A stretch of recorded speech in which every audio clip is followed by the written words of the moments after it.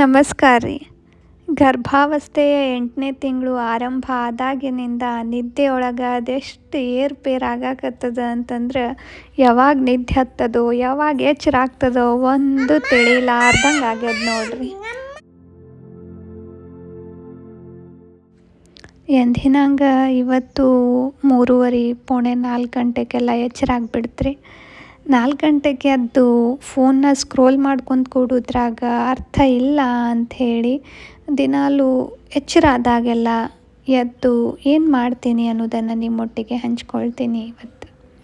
ಇಂಥ ಅದ್ಭುತವಾದ ಬದುಕನ್ನು ಬದುಕಲಿಕ್ಕೆ ಅವಕಾಶ ಕೊಟ್ಟಂಥ ಭಗವಂತನಿಗೆ ಒಂದು ಧನ್ಯವಾದವನ್ನು ಹೇಳಿ,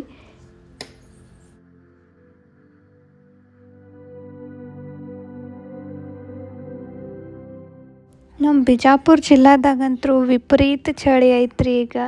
ಆ ಚಳಿಗೆ ಎದ್ದು ಹೊರಗೆ ಹೋಗೋಕೆ ಆಗೋದೇ ಇಲ್ಲ.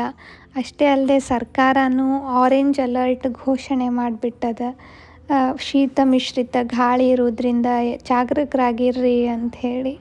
ಥಂಡಿಗೆ ತಲೆ ನುಸ್ತದ ಈ ಅವಧಿಯೊಳಗೆ. ಅದಕ್ಕೆ ಒಂದು ಸ್ವಲ್ಪ ವೀಕ್ಸ್ ಹಚ್ಕೊಂಡು ಒಂದು 10 ನಿಮಿಷ ಬೆಚ್ಚಗೆ ಕುಂತು ನನ್ನೊಟ್ಟಿಗೆ ನಾನು ಮಾತಾಡ್ಕೊತ ಶಾಂತವಾಗಿ ಶಿವ ಶಿವ ಅನ್ಕೊತ ಆ ಮುಂಜಾನೆಯ ಪ್ರಶಾಂತತೆಯನ್ನು ಆಸ್ವಾದಿಸ್ಕೊತ ಕುಂತೆ ನೋಡ್ರಿ.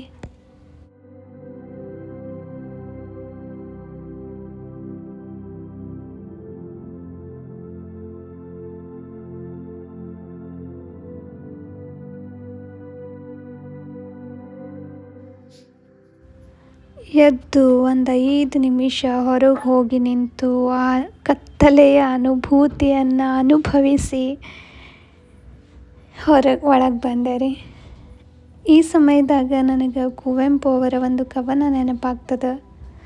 ಕತ್ತಲೆಯ ಕತ್ತರಿಸಿ ಹಾದಿಯನ್ನು ತೋರಯ್ಯ, ಹೃದಯ ಭೀತಿಯನ್ನಳಿಸಿ ಧೈರ್ಯ ನೀಡಯ್ಯ, ಸಂಶಯವ ಕಿತ್ತು ದೃಢಚಿತ್ತತೆಯ ತಾರಯ್ಯ, ಜನ್ಮವೆತ್ತುದಕ್ಕೆ ಸಾರ್ಥಕತೆಯ ಮಾಡಯ್ಯ, ಈ ಜನ್ಮವೆತ್ತುದಕ್ಕೆ ಸಾರ್ಥಕತೆಯ ಮಾಡಯ್ಯ.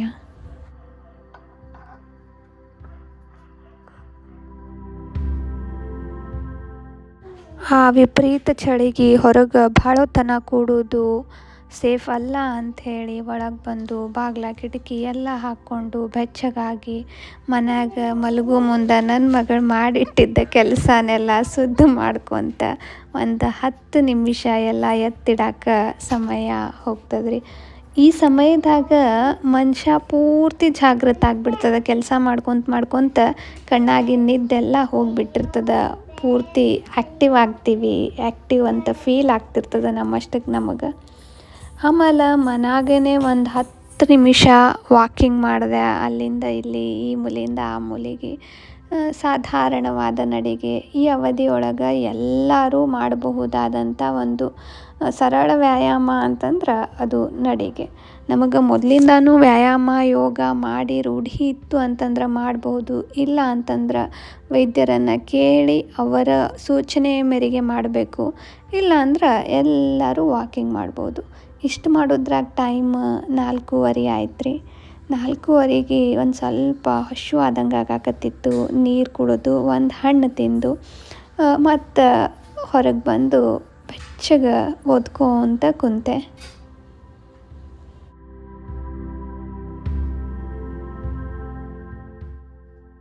ಮನ್ಯಾಗ ಉಳಿದವರೆಲ್ಲ ಮಲ್ಕೊಂಡಿರ್ತಾರೆ. ಯಾರಿಗೂ ಎಚ್ಚರ ಆಗ್ಲಾರ್ದಂಗೆ, ಯಾರಿಗೂ ನಮ್ಮಿಂದಾಗಿ ತೊಂದರೆ ಆಗ್ದಂಗೆ ನಮ್ಮಷ್ಟಕ್ಕೆ ನಾವು ನಮಗೆ ಬೇಕಾದಂಥ ಕೆಲಸಗಳನ್ನು ಸಾವಕಾಶವಾಗಿ ಮಾಡ್ಕೊತ ಅವಸರ ಇಲ್ಲದಂಗೆ ಈ ಹೊತ್ತನ್ನು ಕಳೀತೀವಲ್ಲ. ಗೋಧೂಳಿ ಸಮಯ ಅದೆಷ್ಟು ನೆಮ್ಮದಿಯನ್ನು ಕೊಡ್ತದೆ ಮನುಷ್ಯಾಗ. ಒಂದು ಇಡೀ ದಿನವನ್ನು ಉತ್ಸಾಹದಿಂದ ಇರಿಸ್ತದೆ. ಇದೇನು ನೀರು ಕುಡ್ಕೊತ ನಗ್ತಾಳಲ್ಲ ಈಕೆ ಹುಚ್ಚರಂಗೆ ಅಂತಂದ್ರೇನು? ಹೌದು, ಇದನ್ನು ನೀವು ಒಂದು ಸಲ ಟ್ರೈ ಮಾಡಿ ನೋಡಿರಿ.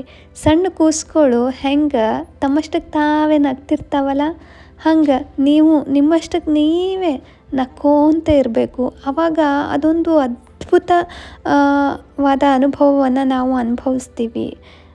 ಸುಮ್ಮನೆ ಸಣ್ಣ ಮಗುವಿನ ಹಾಂಗೆ ನಕ್ಕೋಂತ, ಯಾರು ನಮಗೆ ನೋಡ್ತಿರಲ್ಲ, ನಮ್ಮ ಪಾಡಿಗೆ ನಾವು ನಕ್ಕೋಂತ ನಕ್ಕೋಂತ ನಗಿಸ್ಕೊತ ಮನಸ್ಸಿಗೆ ಸಮಾಧಾನ ಮಾಡ್ಕೊತ ಇದ್ರೆ ಆ ನಿರಾಳತೆಯೊಳಗೆ ಇಡೀ ದೈವತ್ವವನ್ನೇ ನಾವು ಕಾಣಲಿಕ್ಕೆ ಸಾಧ್ಯ ಅದ. ಚಳಿ ಇರಲಿ, ಮಳೆ ಬರಲಿ, ಮಂಜು ಸುರಿಯುತ್ತಲಿರಲಿ, ಬಿಸಿಲು ಕುದಿಯುತ್ತಲಿರಲಿ, ಮುಮ್ಮುಖದ ಋತುಗಾನ ಹೆಂಗೂ ಇರಲಿ, ನಗುತ್ತ ಒಲಿವೆವು ನಾವು, ನಗುತ್ತ ಒಲಿಸುವೆವು ನಾವು ಅಂತ ಬೇಂದ್ರೆ ಅಜ್ಜ ಎಷ್ಟು ಚಂದ ಬರ್ತಾರೆ ನೋಡ್ರಿ.